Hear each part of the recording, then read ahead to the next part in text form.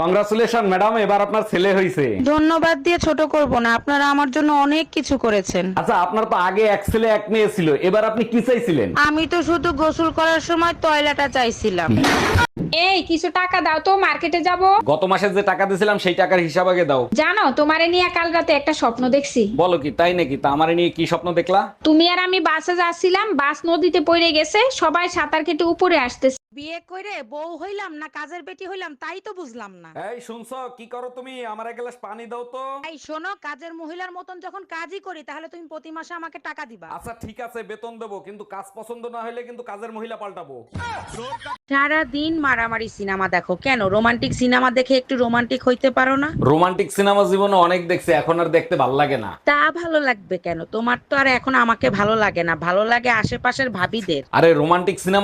আমার বাচ্চা লাগবে, 1 মাসের ভিতরেই বাচ্চা লাগবে। আরে বোকায়, 1 মাসে কি বাচ্চা হয়? বাচ্চা নিতে হলে 9 মাস অপেক্ষা করতে হয়। 1 মিনিট, তুমি না ঠিকাদারির কাজ করো? ঠিকাদারের সাথে বাচ্চার কি সম্পর্ক? বেশি লোক লাগাই দাও, 1 মাসের ভিতরেই হয়ে যাবে। হ্যালো হ্যালো, আমি কবিতা বলছি। হ্যাঁ ভাবি বল, আমি তালি বানাচ্ছি।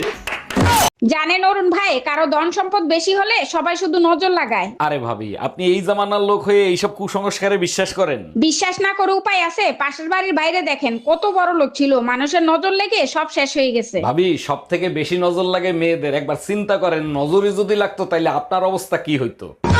স্লিং গেমটা কোন শালা বের করছে, পাইলে ঝাঁটা দিয়ে পিটাইতাম। এত সুন্দর জনপ্রিয় একটা খেলা তোমার পছন্দ হইলো না? আরে শালারা হুদাহুদি খালি খালি মারামারি করে। আরে গাধা, ওরা বেল্টের জন্য লড়াই করে। শালারা তো প্যান্টই পরে না, বেল দিয়ে কি করবে?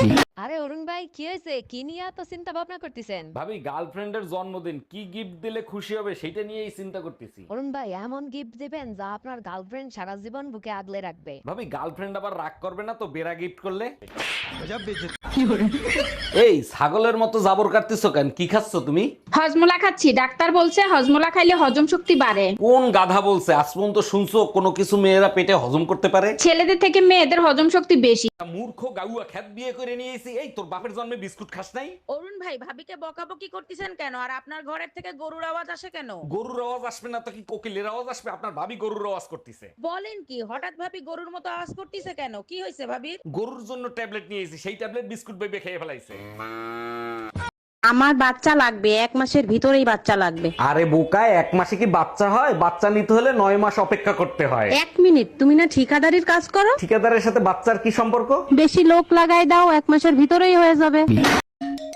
বারবার কেন ফোন দিচ্ছ? বলছি না আমি তোমার সংসার আর করবো না। এই কথাটা শোনার জন্যই বারবার ফোন দেই। কোন কথাটা শোনার জন্য? এই যে বলো না তোমার সংসার আর করবো না, শুনলে কলিজাটা জুড়াইয়া যায়। কালকেই আসতেছি মাকে সাথে নিয়ে, তোর কলিজায় আগুন ধরাই। এই জানো, এবার কিন্তু আমাদের বিয়ের 14 বছর পার হবে। বলো কি, তাই নাকি? তাহলে এবার উপহার তুমি দিবা।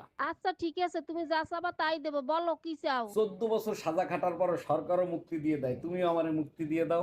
আচ্ছা ঠিক আছে, এই নাও। আচ্ছা বৌদি, বলছি তুমি হোয়াটসঅ্যাপ চালাতে জানো? না না ঠাকুরপো, আমি তো জানি না। ও বাবা, তুমি হোয়াটসঅ্যাপ চালাতে জানো না? আরে ঠাকুরপো, আমি চালাতে জানি না, তাতে কি হয়েছে? তুমি চালাবা, আমি পিছনে বসবো। বলছি শোনো না, আই লাভ ইউ। এক চড়ার হাগরের আগে হাওড়ায় পৌঁছাই যাবি। একটু আসতে মেরো না, আমার না দমদমে একটু কাজ আছে। আমি কোনো কথা শুনতে চাই না, আমার তালাক চাই, মানে চাই। আচ্ছা দিব, 3 মাস দেরি করো তারপরে। কেন 3 মাস দেরি করতে হবে কেন? এখন ডিভোর্স দিলে কি সমস্যা? এখন ডিভোর্স দিলে শীতের 3 মাস কি একা একা বাল ফেলাবো?